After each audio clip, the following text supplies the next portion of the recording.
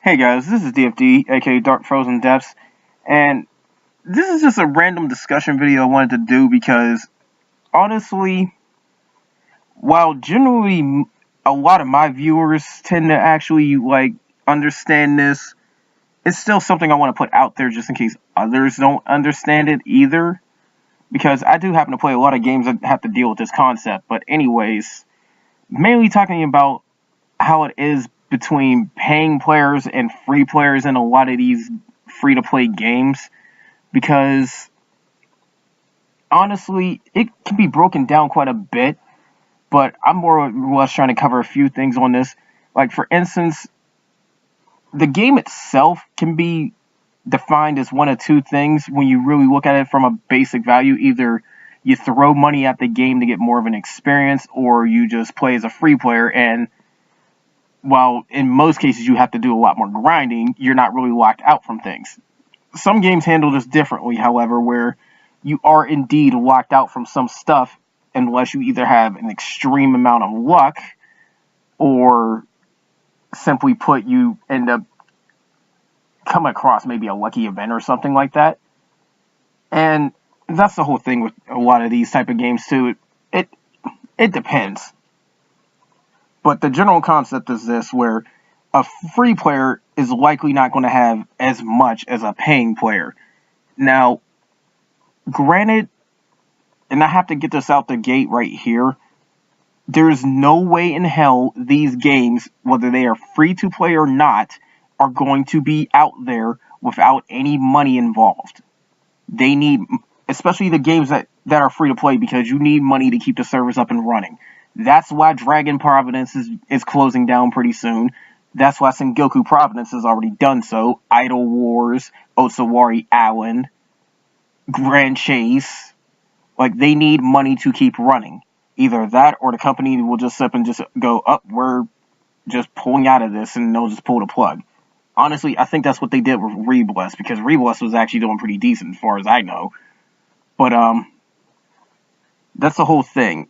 When it comes to free-to-play games, they need money to keep running. Now, I'm not trying to sound like a white knight or anything like that.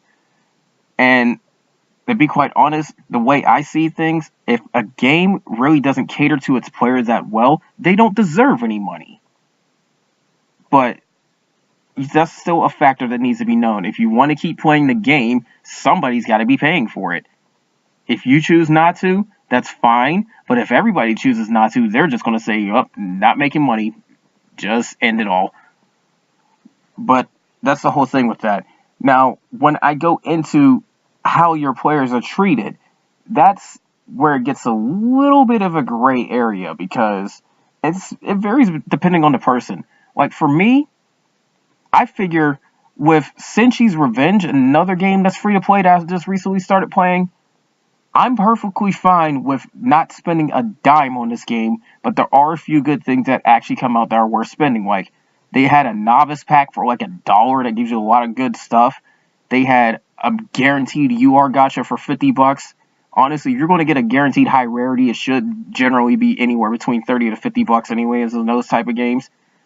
And then on top of that, they now have a step up gacha, which is very, very good, and you can keep running through it. I already went through it once and pulled a UR, and it turned out to be a UR character I liked. But that's the whole thing. It's like, it depends on what the person views as good or not. Like, if they give you a whole bunch of events and sip and give you a chance at a lot of free crap like Kamihime Project, some people might view that as good. If it's like Final Fantasy Brave Exvius, where there's like a few limited time like items and whatnot that you have a shot at getting, and the event might rerun later down the line to give you another chance, some people might view that as good. Or if it's something like Elsword, where you have to go through random generated crap, and you may or may not get a very good amulet to use on your equipment, some might view that as good. It depends on the person. But that's the whole thing. It's more or less varies between a person. But the way I see things is that if a game is not good, if it doesn't cater to its players well, then who really would want to spend money on it? This is still my opinion on this, but I still gotta flat out say that. Because that's the whole thing. It's like this. Say you're buying a loaf of bread and you find out that half the pack's missing. Shouldn't you pay half the price for that? That's what I'm getting at. It's like they should more or less get what they try to sell to others. Like, I even go back to Final Fantasy Brave Exvius because they've been screwing up quite a bit lately. I haven't really put any money in the game on that one because they keep giving us a whole bunch of stuff on global that the JP side didn't get. Now, granted, it's even more of a bit of a gray area when you go into different servers because the JP servers run completely different than the global one. But they're needlessly removing a lot of stuff that should have been in there. There was no problems, no issues whatsoever. I don't see why they're removing it, and that's why I can see where the backlash is coming from. But say, for instance, they do have something good, then I'm still willing to support them here and there. I mean, I love the Christmas event. I spent a lot on it, and I managed to get not only a Super TMR Christine, meaning I had to pull her 4 times. Well, technically 2 because I already had copies of her. But I also got 2 copies of Kryla to get her to 7-star. So that's how it worked with that one. But now Lunar New Year rolls around. Same concept and all that, but the event's generally weaker, and then they've also screwed up a little bit more. I don't feel like I should throw any money out there. Even though I did luck out and got one of the newer characters twice, so they got a 7-star. And I say they because it's 2 in 1. It's like Bai Hu and Zhu Kuei. I think that's how you pronounce them. It's a very good unit, but still, I got it for free. That's just luck. But that's the thing. I don't feel like I should support that event because the event's not too good. And then they've been doing other screw-ups on top of it. I mean, we don't even have the prisms for the limited units. So that you can go to 7-star with just 1 copy of the unit if you had enough trust coins. That's something that did not need fixed. I don't know why they removed it, and that was just stupid. But that's the type of stuff I'm getting at. It's like, I feel like they don't deserve to get supported with any money for that, and they need to pay for their mistakes. Simple as that. I mean, I will keep it completely 100% clear here. If you give a shitty product, you're going to get shitty results. That's obvious. The whole reason why I'm trying to make my game out there cater to what people may or may not like about it, and that's the whole thing I tried to do with that. I mentioned a lot of that in an older video. I'm not going to go over it again, but that's the whole thing. It's like, if you don't put out something good, you're not going to get a good income. That's how it should be. We've obviously seen it with a few other things. That's why they're so horribly selling games out there or whatnot. But that's the way I feel about that. But at the same time, too, I'm not going to quickly tell somebody, okay, you can do all this free stuff and stick as a free player. Don't ever throw money at the game. I will never say that because, honestly, that's all the more reason to try to support the game. Because they're catering to free players so well, why not throw them a little bit of bucks a sip and say thanks? Simple as that. I mean, honestly, in a lot of these games, there's always going to be somebody that's going to be a huge, mega, ultra whale. To be quite honest, I can be considered one for Kamihime Project with how much I threw into that game. But that's the whole thing with that. It's just, if they are treating you well, at least give them a little bit of love if you can. Like, just show that you actually like the game or whatnot. And then, that's the other thing too. Generally, when you go between free to paying players, it's still the simple fact that, granted, it can put you at a bigger advantage if you're a paying player, but it's just obvious because, let's face it, the game was put out to you for free. So, you got the game at basic value, but when you pay, you're supposed to get something more out of it. And that's the one thing that people can misunderstand a little bit, especially with gacha games, because when it comes to these gacha games where you can get random pulls and whatnot, because I've gone through it a lot of times, like Shinnozuki, Kamihime Projects, and Goku Providence, Osawari Island, Final Fantasy Brave Exvius. I can go down the list because I've been playing a lot of them. Even Elsewhere, when it came to upgrading your weapons, that's the whole thing. You're not guaranteed to get what the best thing is there, but you will still get something out of it, usually. Elsewhere is the only exception. Because when it comes to the weapon upgrade system, you could actually get something worse. It's still a gamble, but you can indeed get something worse. But that's the whole thing with that.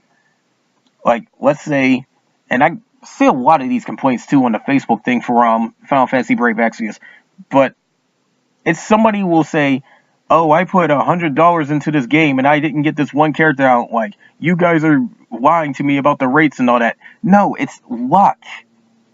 First off, you're not guaranteed to get them. I mean, heck, I would love to have Monogarmer in Kamihime Project.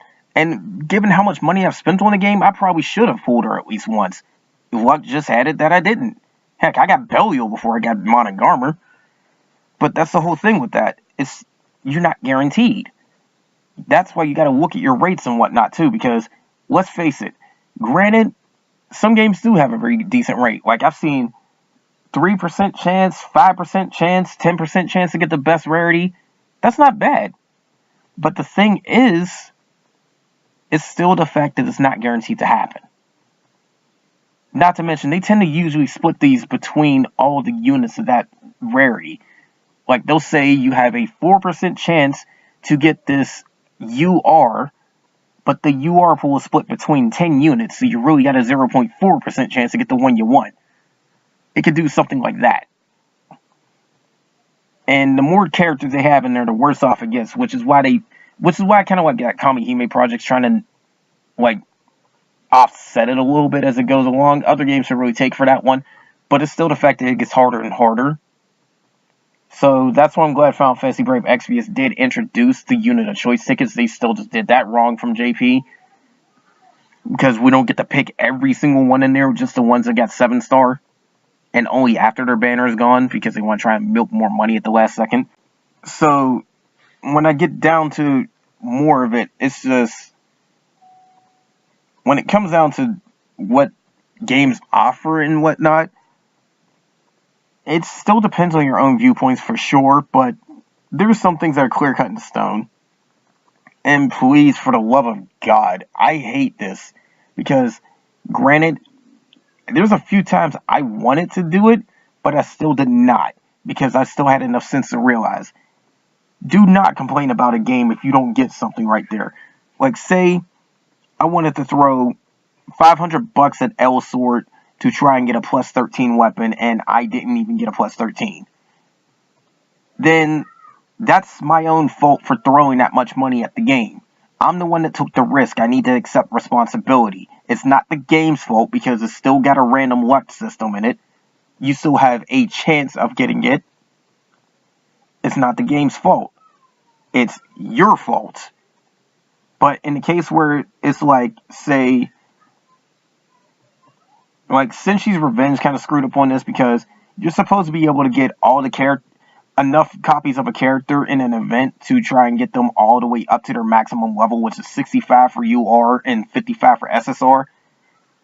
Well, they didn't do that in one event. That's where it's the game's fault. Because you kind of got screwed out of it a little bit. Like, that's where it's the game's fault, not your fault. Like, say something doesn't work properly, or the bigger thing that really can irritate somebody is, like, if they put money into the game and literally don't get anything out of it, then yeah, that could be a problem. Like, say I put in $10 on Star Ocean and Nemesis, and they didn't give me the crystals or whatever I paid for, then yeah, that's a problem. But say I put $10 in there, got the crystals, decided to randomly pull for a character and did not get that character, yeah, that's my fault. Because I chose to do that. And that's the one thing I absolutely hate when people complain about. But the other one is a little pay-to-win type thing. Granted, again, paying into a game, you get more of an advantage. But at the end of the day, it's still based on what you can do on your own. And some things are indeed pay-to-win, because, let's face it, a free player is more than likely not going to have all 6 copies of the 100% Idolans. Well, now there's a 7th one. But all the copies of the 100% Idolan they want. But at the same time, you don't need it. I mean, if you are trying to go up in the rankings, it's more of a case of who has who has the least life outside their game, if you want to be honest, because that's how the union event ratings work.